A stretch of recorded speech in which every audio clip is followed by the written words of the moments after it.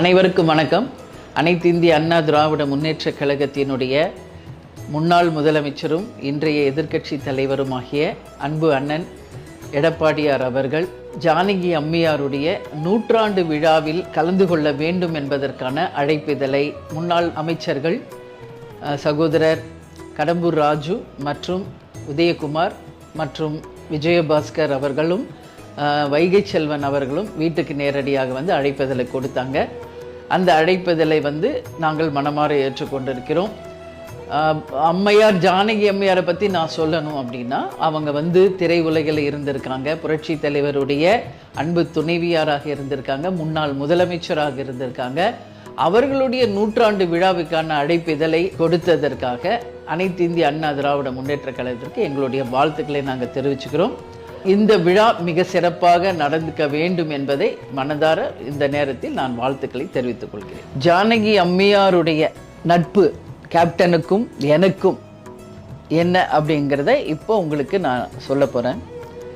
1990 திருமணம் முடிந்து சென்னைக்கு நாங்கள் வந்தவுடனே 3வது நாள் சரியாக எம்ஜிஆரினுடைய துணைவியார் ஜானகி அம்மையார் இதே வீட்டுக்கு இதே ஹாலுக்கு வந்திருந்து கேப்டனையும் என்னையும் ஆசீர்வதித்து, அந்த ஃபோட்டோஸ் எல்லாம் இங்கே உங்களுக்கு பகிர போகிறேன், வந்து இங்கே ஆசீர்வாதம் பண்ணி, மதுரையில் மாபெரும் ஒரு கூட்டம், அந்த கூட்டத்தில் என்னால் வர முடியாது, அதனால் இங்கே நேரடியாக வந்து இன்றைக்கி வாழ்த்தியிருக்கேன் அப்படின்னு சொல்லி மனதார அவங்க எங்களை 2 பேரையும் வாழ்த்தி ஆசீர்வாதம் பண்ணி, அன்னைக்கு அவங்க கொடுத்த இந்த பொக்கிஷம்தான் எம்ஜிஆர் என்று பொறிக்கப்பட்ட இந்த மோதிரம் கேப்டன் கரங்களிலும், ஜானகி எம்ஜிஆர் என்ற மோதிரம் என் கருத்திலும் அம்மா ஜானகி அம்மையார் வழங்கினாங்க. இந்த அன்பு பரிசை இன்றளவும் நான் வந்து ஒரு பொக்கிஷம் மாதிரி பாதுகாத்துக்கிட்டு இருக்கேன்.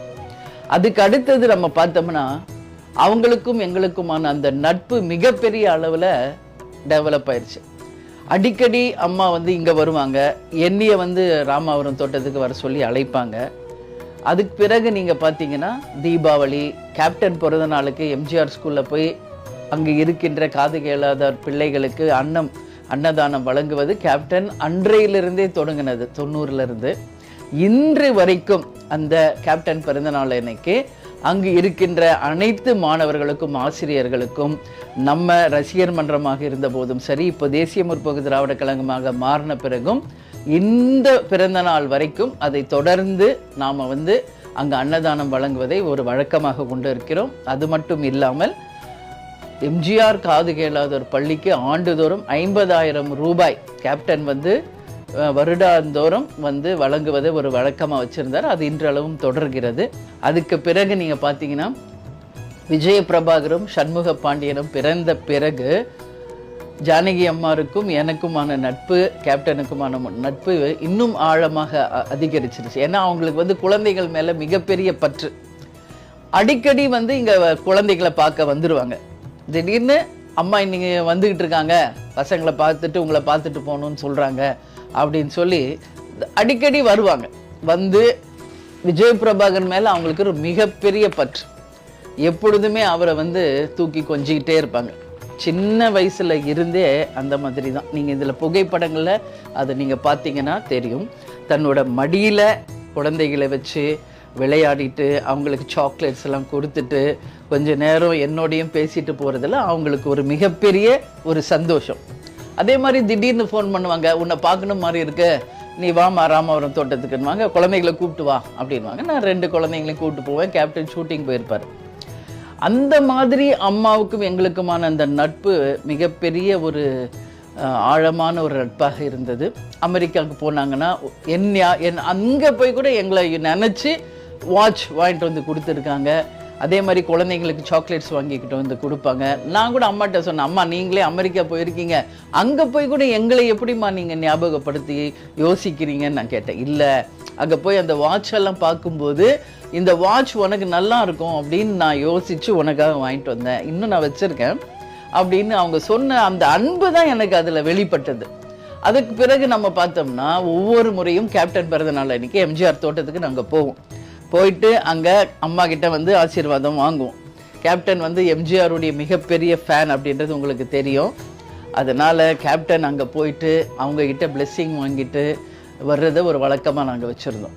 அப்புறம் சண்முக பாண்டியன் பிறந்தபோது நேரடியாக வந்து ஆசீர்வாதம் பண்ணிட்டு குழந்தைய போனாங்க. அந்த மாதிரி அவங்களுக்கும் எங்களுக்குமான நட்பு மிகப்பெரிய ஒரு நட்பு. அப்போது கேப்டன் ஒரு வாட்டி எம்ஜிஆர் தோட்டத்துக்கு போயிருந்தப்போ நான் வந்து கேப்டன் ரொம்ப வந்து சொல்ல மாட்டார் எம்ஜிஆருக்கும் அவருக்குமான அந்த நட்பு. ஆனால் நான் வந்து சொல்லுவேன் அம்மாட்ட, நான் ஓப்பனாக பேசுவேன், ஜாலியாக பேசுவேன்.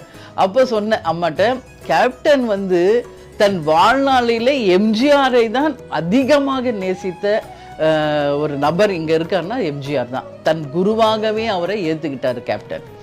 ஒவ்வொரு நாளும் எம்ஜிஆரை அவர் நினைக்காத நாளே இல்லைம்மா அப்படின்னு நான் சொல்லுவேன். அப்படியா அப்படின்னு ரொம்ப வியந்து கேட்பாங்க. அப்போ கேப்டன்ட்டே கேட்டாங்க, ஏன்பா இவ்வளோ நீ அவர் மேலே பாசமாக இருந்திருக்க, ஏன் நீ வந்து பார்த்துருக்கலாமே அப்படின்னு. அப்போ கேப்டன் வந்து பார்க்கணுன்னு நினச்சம்மா சந்தர்ப்பம் அமையல அப்படின்னு சொல்லுவாருங்க. ஆனால் அதற்கு பிறகு கேப்டன் வந்து அந்த அம்மாட்ட கேட்டது ஒரு விஷயம், அவர் ஞாபகமாக, ஏன்னா அவர் இருந்த காலம் என்னால் அவர் வந்து சரியாக பார்த்து பேச முடியல, அவர் ஞாபகமாக ஏதாவது ஒரு பொருளை எனக்கு நீங்கள் கொடுக்கணும் அப்படின்னு கேப்டன் வந்து ஜானகி எம்ஜிஆர் அம்மா கிட்ட கேட்டப்போ அவங்க கொடுத்தது தான் இந்த கோட். இது வந்து எம்ஜிஆர் அவர்கள் அவர் நடித்த திரைப்படத்தில் இந்த கோட்டை வந்து அவர் அணிந்து நடித்த இந்த கோட்டை வந்து எம்ஜிஆர் ஞாபகமாக கேப்டன் கையில் கொடுத்தாங்க. அதே போல் அவர் அணிந்த இந்த டைகளையுமே வந்து ஜானகி அம்மா கேப்டன் கிட்ட கொடுத்து இதை நீ ஞாபகமாக வச்சுக்கோ அப்படின்னு சொன்னாங்க. நான் வந்து அதிமுக தொண்டர்கள் கிட்ட நான் ஒரு விஷயத்தை கேட்டுக்கிறேன், இந்த கோட் புரட்சி தலைவர் எம்ஜிஆர் எந்த திரைப்படத்தில் யூஸ் பண்ணியிருக்காரு அப்படிங்கிறத நீங்கள் எனக்கு தெரியப்படுத்தணும் அப்படின்னு ஒரு அன்பான வேண்டுகோளை நான் இந்த நேரத்தில் வைக்கிறேன். அதுக்கு அடுத்தது கட்சி ஆரம்பிக்க போகிறதுக்கு முன்னாடி ஜானகி அம்மா வந்து நீ வந்து அவருடைய ஞாபகமாக உனக்கு ஏதாவது வேணும்னு கேட்டீல, அப்போ கேப்டன் சொன்னார் அவரோட பிரச்சார வாகனம் எனக்கு நீங்கள் கொடுக்கணும் அப்படின்னு கேட்டார். தாராளமாக நீ எடுத்துக்கோ, இங்கே வந்து நாங்கள் சும்மா தான் அதை வச்சுருக்கோம் அப்படின்னு சொல்லி எம்ஜிஆரினுடைய பிரச்சார வாகனத்தை கேப்டன் அவர்களுக்கு ஜானகி அம்மையார் வந்து பரிசாக கொடுத்தாங்க.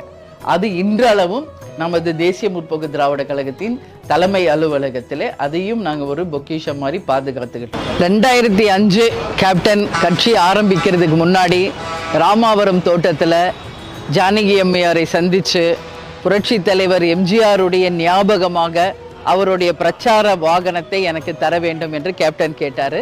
அதற்கு இணங்க ஜானகி அம்மையார் அன்பு பரிசாக கேப்டனுக்கு கொடுத்த இந்த பிரச்சார வாகனம் இன்றளவும் நமது தலைமை அலுவலகத்தில் பொக்கிஷம் மாதிரி இதை பார்த்துக்கிட்டு இருக்கோம். கேப்டன் அந்த மாநாடுலேயே சொன்னார், 2005 தான் நான் கட்சி ஆரம்பிக்கணும் அப்படின்னு இருக்கு, இந்த வாகனத்தினுடைய நம்பரும் 2005, இது கடவுளால் எழுதப்பட்ட நியதி விதி அப்படின்னு கேப்டன் மாநாடு திடல்லையே சொல்லியிருப்பாரு. அந்த பெருமைக்குரிய எம்ஜிஆருடைய வாகனம் தான் இது கேப்டன் பிரச்சாரம் செய்கின்ற அவருடைய வாகனம். எனவே இந்த நாளில் இந்த விஷுவல்ஸை உங்களோட நான் ஷேர் பண்ணுறத பெருமையாக நினைக்கிறேன். எனவே இது எம்ஜிஆருடைய வாகனமும் கேப்டனுடைய வாகனமும் இரண்டும் தலைமை அலுவலகத்திலே இன்றளவும் நாங்கள் அவர்கள் இருவரின் நினைவாக இதை வந்து போற்றி பாதுகாத்து கொண்டிருக்கிறோம் என்பதை நான் தெரிவித்துக் கொள்கிறேன். அதற்கு பிறகு எம்ஜிஆருடைய முழு உருவ சிலை கேப்டனுக்கு பரிசாக கிடைத்தது. தேசிய முற்போக்கு திராவிட கழகத்தின் ஆஃபீஸில் நீங்கள் பார்த்தீங்கன்னா எம்ஜிஆர் சிலையை தவிர வேறு யார் சிலையும் இருக்காது. கேப்டன் மறைவுக்கு பிறகு கேப்டன் சிலையை இப்போ தான் நம்ம நிறுவி இருக்கோம். புரட்சி தலைவர் எம்ஜிஆருடைய சிலை தேசிய முற்போக்கு திராவிட கழகத்தின் அலுவலகத்தில் இன்னைக்கு இருக்கு. கேப்டனுக்கும் எம்ஜிஆருக்குமான அந்த பாச பிணைப்பு, எந்த அளவு கேப்டன் வந்து எம்ஜிஆரை தன்னுடைய குருநாதராக ஏற்றுக்கொண்டார் அப்படின்றதற்கான ஒரே இலக்கணம் தேசிய முற்போக்கு திராவிட கழகத்தினுடைய அலுவலகத்திலே புரட்சி தலைவர் எம்ஜிஆருடைய முழு உருவ சிலையும் கேப்டன் அவர்களுடைய முழு உருவ சிலையும் இன்றைக்கு தேமுதிக அலுவலகத்தில் இருக்கிறது என்பதை நான் பெருமையோடு இந்த நேரத்தில் பதிய வைக்கிறேன். ஸோ இது மாதிரி நீங்கள் பார்த்தீங்கன்னா கேப்டனுக்கும் எம்ஜிஆருக்குமான அந்த மிகப்பெரிய ஒரு அன்பு பாலம் மதுரையில் அவர் வந்து படித்த காலத்திலிருந்தே உருவான ஒரு விஷயம். எம்ஜிஆர் பாடல்கள் தான். இப்போ எங்கள் வீட்டில் இருக்கிற யார்கிட்ட அசிஸ்டன்ஸ் கிட்ட கேளுங்க, அவங்களே சொல்லுவாங்க. காரில் ஏறினா தன் பாடல் கூட கேட்க மாட்டார், எம்ஜிஆர் பாட்டு மட்டும்தான் கேட்பார். காரில் ஏறி உட்கார்ந்த உடனே எம்ஜிஆர் சாங்ஸ் தான் எப்பயுமே கேப்டன் கேட்பார். அதே மாதிரி டிவியில் என்னென்னவோ படங்கள், இப்போ கொஞ்சம் உடல் நலிவுற்ற பிறகு அவர் பார்க்கின்ற படங்கள் நீங்கள் பார்த்தீங்கன்னா எம்ஜிஆர் படங்களாக தான் அங்கே இருக்கும், எம்ஜிஆர் பாடல்களாக தான் இருக்கும். முன்னெல்லாம் ஆக்டிவாக பெரிய ஆக்ஷன் ஹீரோவாக இருந்தப்போ நிறைய இங்கிலீஷ் படம் பார்ப்பாரு, ஆக்ஷன் படங்கள் பார்த்துட்டு இருந்தார். கொஞ்சம் உடல் நலிவுற்ற பிறகு ஓய்வில் இருந்தபோது அவர் விரும்பி பார்த்த படங்கள் பழைய காலத்தில் எம்ஜிஆர் திரைப்படங்கள், எம்ஜிஆர் பாடல்களை தான் விரும்பி கேட்பார். அப்போ ஒரு நிறைய எங்களுடைய நினைவுகள் இருக்கு. எம்ஜிஆர் படங்கள் அவர் பார்க்கும்போது இதை நான் அம்மா கிட்ட நான் சொன்னேன். அந்த அமைச்சர்கள்லாம் நம்ம வீட்டுக்கு வரும்போது அவருடைய நினைவுகளை நான் அமைச்சர்கள் கிட்ட பகிர்ந்துக்கிட்டேன். அப்போ நான் என்ன சொன்னேன்னா, கேப்டனே ஒரு பெரிய நடிகர் தான், ஆனா சினிமால எம்ஜிஆர் வால் சண்டை போடுவார், அந்த வால் உடைஞ்சிரும், உடனே கண்ணீர் விட்டு அழுகுவார் கேப்டன். அழுவார். எங்களுக்கே ஆச்சரியம், ஏங்க அழுகிறீங்க? நான் போய் கேட்பேன். எங்க கூட இருக்கிற குமார், சோமு, எங்க வீட்டில் இருக்கிற அசிஸ்டன்ஸ் அவங்களுக்கு தெரியும். அப்போ நான் ஓடி போய் பார்த்து அப்படியே கண்ணீர் விட்டு, ஏன்னா எம்ஜிஆரோட வால் உடஞ்சிருச்சான் அப்படின்னு அழுவாருங்க. எம்ஜிஆருக்கு ஏதாவது ஒண்ணுன்னா திரைப்படத்துல பார்த்தால் அது நிஜமாகவே நினைச்சு அழுவார். அப்போ அந்த அன்பு எம்ஜிஆர் மேல அவர் எவ்வளவு வச்சிருந்தார் என்பதை டீப்பா நம்ம வாட்ச் பண்ணா அது புரியும். அது அந்த மாதிரி எம்ஜிஆரை பார்த்தாலே உணர்ச்சி வசப்படுவார். எம்ஜிஆரோட திரைப்படங்களை பார்த்தால் சந்தோஷப்படுவார். எம்ஜிஆரை ரசிப்பார், கொண்டாடுவார். அவருடைய உடம்புல அந்த இருக்கின்ற அந்த ரத்தம் ஒவ்வொரு செல்லையும் அவருக்கு எம்ஜிஆர் தான் கடைசி வரைக்கும் இருந்தாரு. அதனால எம்ஜிஆருக்கும் கேப்டனுக்குமான அந்த உறவு மிகப்பெரிய உறவு. நேரடியா பேசி பழகல அப்படின்னாலும் ஆத்மாத்மாக அந்த உறவு நீடித்தது. இப்ப 2 பேருமே விண்ணுலகில் இருக்காங்க. அங்கு தங்களுடைய நட்பை அவங்க 2 பேரும் நிச்சயம் பாராட்டி கொண்டிருப்பாங்க என்பதில் மாற்று கருத்தே இல்லை. இன்றளவு கேப்டன் எம்ஜிஆர் ஸ்கூலுக்கும் எம்ஜிஆர் ஸ்கூலில் படிக்கின்ற குழந்தைங்களுக்கும் நாங்கள் அவர் செய்த உதவியை இன்னும் எத்தனை ஆண்டு காலமானாலும் தொடர்வோம். நிறைய நினைவுகள் இருக்கு. கொஞ்ச நேரத்தில் மொத்தத்தை என்னால் சொல்ல முடியாது. அந்த அளவு அவங்க குடும்பத்திற்கும் எங்கள் குடும்பத்திற்குமான அந்த நட்பு இருக்கு. அப்படி இருந்தப்போ தான் ஜானகி அம்மையார் மறைந்து விட்டார் அப்படின்ற செய்தி கேட்ட அடுத்த நிமிஷம் கேப்டன் ஷூட்டிங் எல்லாத்தையும் கேன்சல் பண்ணிட்டு காலையிலே அங்கே போயிட்டார் ராமாவரம் தோட்டத்துக்கு. ஒரு மகனாக இருந்து அங்கேயே உடல் அடக்கம் செய்து இறுதி அஞ்சலி செலுத்தி விட்டு தான் வீட்டுக்கே வந்தார். இது அங்கே எம்ஜிஆர் ஸ்கூலில் இருக்கிற எல்லாருக்கும் தெரியும். ஜானகி அம்மையாருடைய சகோதரர் மகள் லதா, அவங்களுக்கு எல்லாமே தெரியும். எங்கள் குடும்பத்துக்கும் அவங்க குடும்பத்திற்குமான அந்த அன்பு பாலம் இன்றல்ல நேற்றல்ல, ஆரம்பத்திலேயே தொடங்கி இன்றளவும் தொடர்ந்து கொண்டிருக்கிறது. இன்னும் எத்தனை ஆண்டு காலம் ஆனாலும் அது தொடரும் என்று இந்த 100ஆண்டு நாளில் அம்மாவுக்கு கேப்டன் சார்பாகவும் என் சார்பாகவும் குடும்ப சார்பாகவும் தேசிய முற்போக்கு திராவிட கழகத்தின் சார்பாகவும் எங்களுடைய மரியாதைகளையும் அஞ்சலிகளையும் வாழ்த்துக்களையும் ஜானகி அம்மாருக்கு தெரிவித்துக் கொள்கிறோம். அனைத்து இந்திய அண்ணா திராவிட முன்னேற்ற கழகத்தை சேர்ந்த அனைத்து தொண்டர்களுக்கும் நிர்வாகிகளுக்கும் வாழ்த்துக்களை தெரிவித்துக் கொள்கிறேன். நன்றி, வணக்கம்.